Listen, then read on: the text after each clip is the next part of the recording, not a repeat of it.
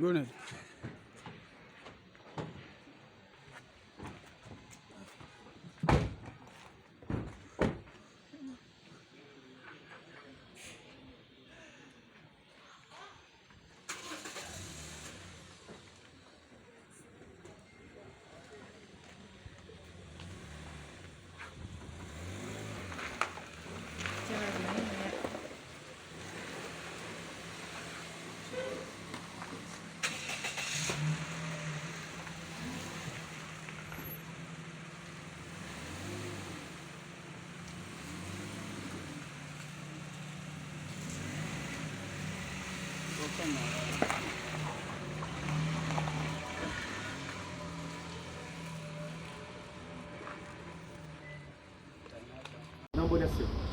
Ndi bulungi amanya nahabwe Precious kuva mu Elgon Advocates.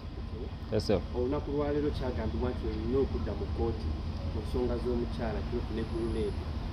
Bibadde bitya sooka otulambuliremu tumanyi. Era leero tuzeeyo mu kkooti ku misango egyaliwo gye twateekayo kusaalimbira ewaka wa client waffe Madamu Kirooto n'okumutiisatiisa kumuweereza obubaka sindika tiimu ze zimutiisatiisa obulamu bwe threatening violence. Naye ku luno twongeddeko emisango emirala. Waliwo essaawa gye yagenda nayo gye bataamuwa. Yes. Costs to $2,500,000, around $500-600. Tusazeewo tugigatteko kubanga tugezezaako mugamba agireete nga tagireeta ate nga tewali yagimuwa ne okudamaginga essimu ye kubanga simu iPhone, it's an iPhone 13 Pro Max, yagiblockinga kati out of use. Tuteekayo omusango omulala gwa malicious damage of property. Kati kyekibaddewo leero tusabye kooti twongeremuko ku budde tuteeke emisango emirala naye ng'ekisinga obukulu kwe kulekerawo okutiisatiisa client waffe. Ekitegeezeko n'essimu mugambye yabba essimu. Siko gibba. Malicious damage. Yagisangawo essimu. Anti bwe baali bakyali wamu ono bwe baafunamu obutakkaanya n'ablockinga buli wamu. Mugenda bimusasuza. Lwaki nedda? Kino musuubira ki? Wa yakikola maliciously. Twagala tuteekeyo emisango egyo. Bw'abanga omanyi amateeka gasobola okugamba compensate oba punishment. So kyonna kooti kyenatusalirawo kyekyo. Yes, sir. Bwe kinaaba kigambibwa nti oba munnaye mu ngeri emu oba endala kusasula nga mumusasuza. Ekiba kya compensation kooti bweragira ate tufe tunaagaanirawa. Naye criminal liability ebiseera ebisinga eba punishment kuyigiriza kubanga essimu oba essaawa si kyekikulu. Ekikulu kwe kulekerawo okutiisatiisa omuntu oba okumulinyirira kumalako eddembe. Then ebirala byonna biba punishment oba okuyigiriza oba okutaayiza omuntu oba okuziyiza omuntu okukola ekintu. Yes. Okubemu amutwala mu kkooti omulundi ogwasooka kyogaa kyokubanga akireteninga kyali kizzemu omutuuka ku yali azemu omutiisatiisa. Bize bituukawo nga bamukubira okuva eno mikwano gyayinza obutamukubira direct naye ng'asindika tiimu ze zimusanga eno zimusanga eno gye bakyakalira kugamba n'abeera nga sobola ba alina security. Basajja bo balaba lwakubanga abeera mu kutya buli dakiika. Era ekirala kyetwagala okuyisaawo kiri nti oluyimba lonna mwaluwulidde weewanika something like that. Ffe tulowooza nti oba ne public yonna erowooza nti yalusindikidde client waffe. Ekintu bwe twava mu kkooti n'afulumya oluyimba ex weewanika kookirabe amusoomooza aba ayongera okukola ki omusosonkereza.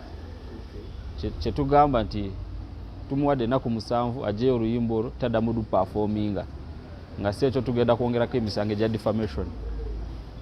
Tusoboddeko emabega katono nnyo. Kino ekyokubanga mwongeddeko emisango ebiri gye mugamba lwaki temwakikulirawo before luli nga bwe mwasooka? Twasooka ne tumuwa chance olumugamba aleete property etaliiye n'agaana okikola. So that means alina intention permanently deprive which properly fits mu definition ya theft. Yes. But one intention permanently deprive me of my phone or my watch or anything that belongs to me that you took without my permission. Theft ebe kwatayo bulungi nnyo. So, bwe tukuwa chance kirete no kireta outuma nti wine intention permanently deprive eteka bwe ligamba. So bw'obanga oganyo kireta oba okikozesa nga ransom waba oyagala kino sooka onzirire. You understand? Waba oyagala kino sooka, you know, something like that. Tekiba kituufu kubanga si kikyo. Ate nga yeetalirwedde ku muddi. Ate nga yeetalirwedde mu ate. Jamubuuzaako awo tulabe. Akakati kanso. Oyogedde ku ky'oluyimba. Oluyimba luno Yesu baluyita weewanika. Mu nkolasi z'olwo oluyimba teyamentioninga muntu yenna. I think bwe kiri. Lwaki kati mumuvayo ne mumuvunaana? Teyamentioninga linnya lya muntu, talina kimu kyeyamentioninga. Lwaki mumuvunaana this time? Kakati mu mateeka waliwo kye tuyita defamation ate defininga kye tuyita innuendo nti omuntu asobola okuvuma indirectly naye nga public yo eperceives nti it's you. So long as public egamba nti any right thinking members of the society ne bayinterpreting nti it's you kubanga fe oba ono ex asembyeyo abadde wano nga yakamujja mu kooti okitegedde ate oluyimba yarufuluma timing kye tuyita timing akaseera ke yarufulumizaamu nga yakavaawa mu kooti ate nga mulimu obubaka obulaga nti wansibye. You understand? Nti yabadde ayimba ku situation eriwo currently naye nga alombera mwani alombera mu client wa x kokiwulire weewanika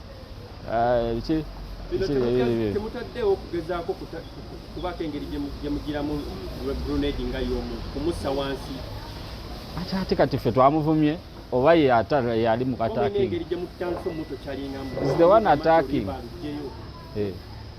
Ayina engeri gye yatakinzemu client wo kino ekintu muba temumunyigirizamu mu ngeri emu. Singa era yayimbye ennyimba endala nga tetugamba azigye endala naye bw'oyimba oluyimba nga public eperceivinga nti ovumma ono. You understand? Naye oli muyimbi. Yes sir. Oli muyimbi alina kuyimba buli kibaawo. Tosobola kutataganya erinnya ly'omuntu oba okumulinyirira lwakuba oli yimba naye nga tokola ki tolina bw'ososonkereza.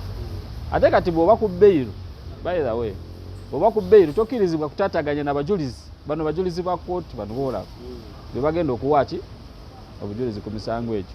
Bino ye complainant ate amateeka ga bbeiro tegakkiriza kusosonkereza aba witness kubanga grounds ezime ziganyisa abantu okubawa bbeiro kwe kumanya nti bajja kutataganya ki abajulizi. Kati oba ongagezaako kufulumya ennyimba ezo ezisosonkereza client waffe kitegeeza nti ogezaako okumutiisatiisa obutajja kuwa bujulizi against you. Okitegedde ge masimu golaba nti bamukubira amasimu kuva muli ango wena tujja kukola bwe kiti tujja kukola bwe waki. You understand? Yeah.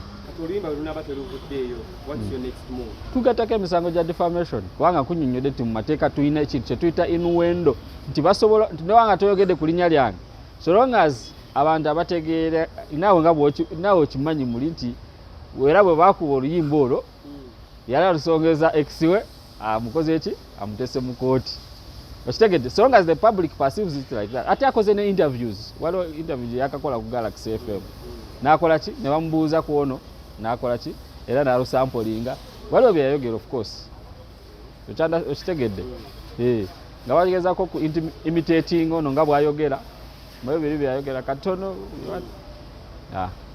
kati otegeererawo nti automatically bali mu kusosonkereza client waffe. Kyekiddako mukome kuki like kooti ekomyawo oba musobole okusayo tandika butandisi kubanga kati tugenda kwongerako emisango egyo tugigatte ku giri gikole ki gibeere nga so tuddayo nga 27 ogw'omusanvu okweyongera okuwuliriza omusango guno.